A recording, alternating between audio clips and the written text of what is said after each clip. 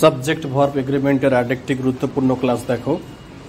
বলা হয়েছে কোনো টাইটেল বা নাম বা কোনো পরিমাপমূলক ফ্রেজ বাক্যে প্লুরাল ফর্মে থাকলেও যদি তা একটি বিষয়কে বোঝায় তাহলে সিঙ্গুলার ভার্ব বসে।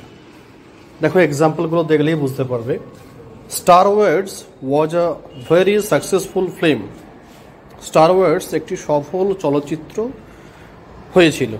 দেখো স্টার ওয়ার্স একটা চলচ্চিত্রের নাম, মানে একটা মুভির একটা ফিল্মের নাম, কিন্তু অনেকেই ছাত্ররা ভুল কী করে, ওই ওয়ার্ডস যে এস যুক্ত আছে মনে করে এটি একটি প্লুরাল, তাই এখানে ওয়াজ না ব্যবহার করে ওয়ার ব্যবহার করে, ইজ না ব্যবহার করে আর ব্যবহার করে, কিন্তু না, এখানে হবে সিঙ্গুলার ভার্ব।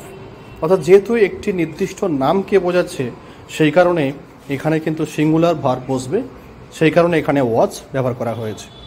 নেক্সট দেখো, 2 hours is a long time to wait. অপেক্ষা করার জন্য 2 ঘন্টা দীর্ঘ সময়।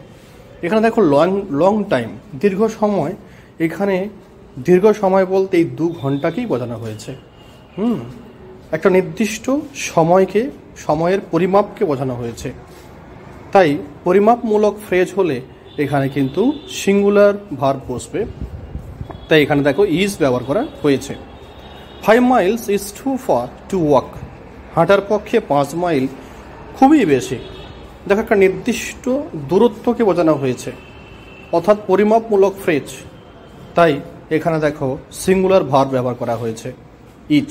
5 miles is too far to walk. আশা করি এই ধরনের ভুল তোমরা নেক্সট টাইম আর করবে না।